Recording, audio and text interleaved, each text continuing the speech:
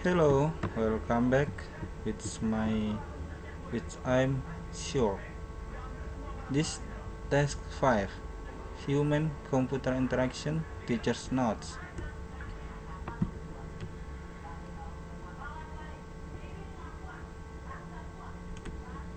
Introduction.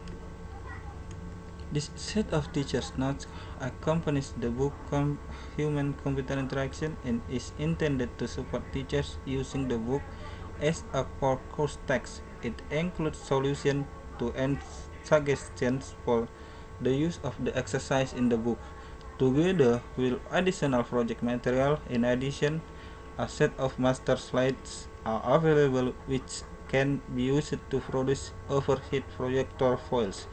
These cover the key points for each chapter, making them ideal for a lecture-based course. Please contact the publisher for further details. We have tried to design the book and additional material to be flexible and to support effective teaching of HCI. Obviously, in any such venture there is room for improvement. We therefore welcome comments on both the book and this set of notes which will allow you to improve future editions.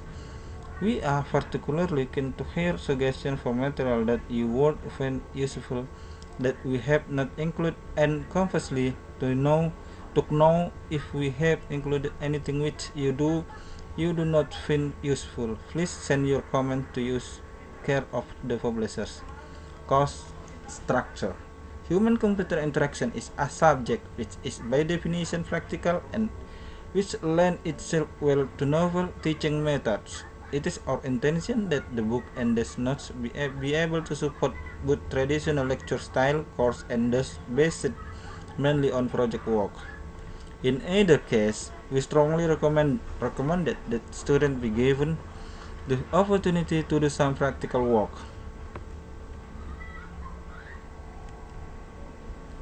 If such tools are unavailable, drawing packages can be used to design individual screens but have this disadvantage of being static. For a traditional lecture-based course, we suggest the use of the overhead projector slides selectively if necessary, backed up by related reading and exercise from the book and at least on practical design project. See additional projects. If possible, other practical can be included as well. The design project should encourage the student to use the modeling approach and evaluate their design. Exercise and projects. The rest of this booklet contains solutions to exercise from the book and 3 additional design projects which can be used to bring together the techniques from the different textbook design. The exercise provided in the book are of 3 main types: those that require factor answers, those that provide practice in using the technical described, and those which encourage the student to observe and evaluate existing design. Consequently, the exercise solutions also differ. For factual questions, points are given to enable the teacher to guide the student in the right direction.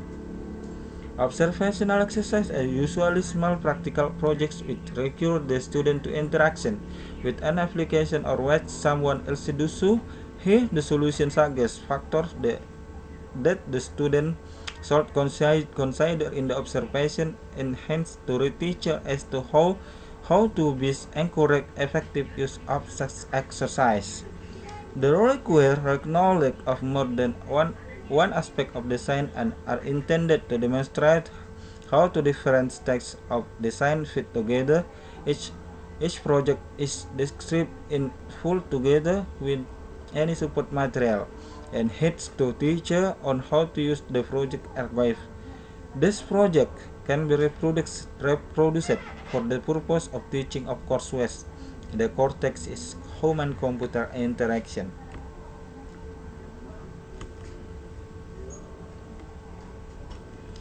Chapter 1: The Human. Exercise 1. Sage's idea for an interface which uses the properties of sound effect heavily. Answer: this is an opportunity for the student both to use her imagination and or to do literature survey, starting with those referenced in chapter 15. One possibility for tackling in the exercise is to encourage the student to think how some could be added to application with which she is familiar. Exercise 1.2. Devise experiment to test the properties of short-term memory, long-term memory using the experiment described in this chapter to help you try out your experiment on your friends. Are your results consistent with the properties described in this chapter?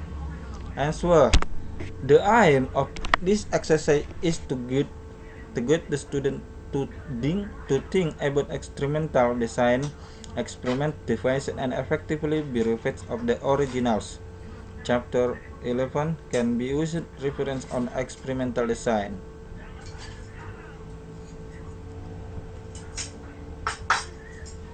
Exercise 1.3. Identify the goals and operations involved in the problem. Delete the second paragraph of the document on a word processor. Now, use a word processor to delete a paragraph and note your action, goals, and sub-goals. How well did they match your early description? Answer: assume you have a document open and you are at some arbitrary position within it.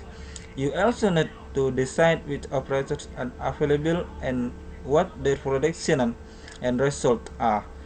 Based on imaginary word processor, we assume the following operators. Exercise 1.4.